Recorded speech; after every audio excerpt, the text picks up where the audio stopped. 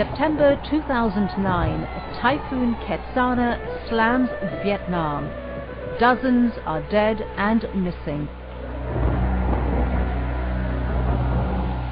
Vietnam's weather has become wildly unpredictable, and scientists say they know why. Climate change already impact Vietnam. Very strong impact to Vietnam. Dr. Tran Tuc of Vietnam's Ministry of Natural Resources and Environment. More typhoons with high intensity have occurred during the last few years. Every year, many people has been killed by natural disaster. Those disasters are often caused far to the north of Vietnam, where global warming is melting glaciers. The result, rising sea levels along Vietnam's 3,500-kilometer coastline. Low-lying agricultural areas like Quang Tri province are experiencing unprecedented flooding. Everything changed here 10 years ago when a sudden flood enveloped hundreds of homes, killing 600 people. Everything we had, the flood destroyed. The rice was destroyed, the pigs died. The ducks and the chickens died, all of them, everything we had.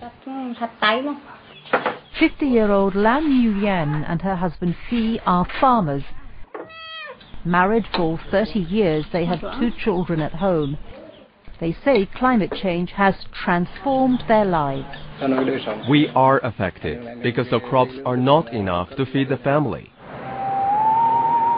Today, Vietnam grows enough crops to feed its 87 million people. In fact, its abundant rice exports have earned it the title of Asia's rice basket. But if sea levels rise as much as 1 meter, 40% of the fertile Mekong Delta in the south will be underwater. If the sea level rise, rice production in the Mekong Delta will be reduced significantly.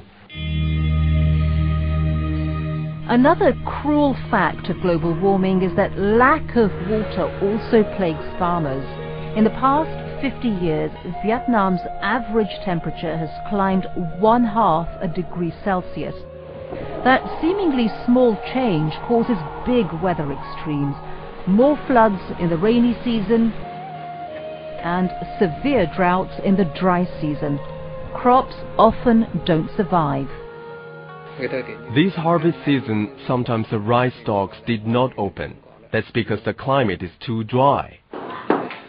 No longer able to count on his crops, Phi leaves his home for 2 months a year to work in construction. If I stay home, there wouldn't be any money to pay for the children to go to school or for household expenses. Phi's long absences are hard on his wife Lan. All the chores and responsibilities fall on her shoulders. When he's not home, for me to farm the rice field on my own is terribly difficult. I'm out working all the time. Farmers aren't the only ones feeling the burden of erratic weather. Fishermen too have been affected. More intense storms means less time at sea. We fishermen have a more difficult time making a living. We are not making as much as we used to.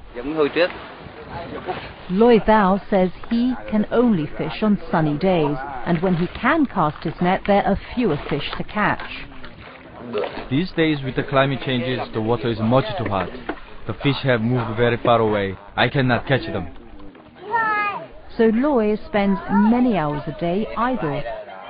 It is left to his wife, 41-year-old Tien Phan, to make up the shortfall in the family's budget. If I don't work, how will I feed my children? Tien and her 70-year-old mother sell homemade fish sauce at the market, where so many of Quang Tri's women earn some extra cash.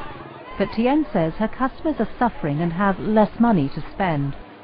With the recent floods, the rice was destroyed. The other families eat less, and so we also make less. Her income is half of what it used to be. So she, like Lan, is forced to work morning to night. while caring for her 3 children, a 4-year-old daughter and 2 sons, one 12, the other 16. I work all day, work very hard all day. I go from one task to another. There's hardly time to rest. While everyone in Quang Tri is affected by hotter, more unpredictable weather, it is clear who bears the greatest burden. Of course, women are more affected than men. It's miserable. We have to worry about everything. Women are certainly bearing the disproportionate burden of climate change.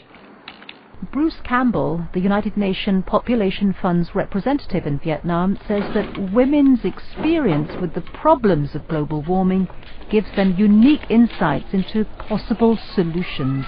Women have the most first-hand knowledge and experience in dealing and adapting to poverty and climate change. And therefore, we must bring their wisdom to the table. And that, he says, is not yet happening, not in Vietnam, not on the world stage. Women are also being not entirely left out, but certainly not represented in the dialogue as firmly as they should be.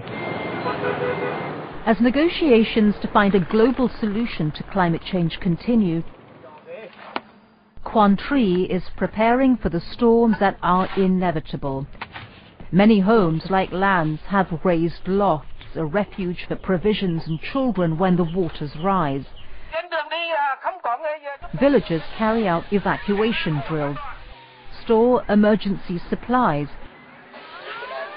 do medical training. But unless global solutions to the local challenges of climate change are found,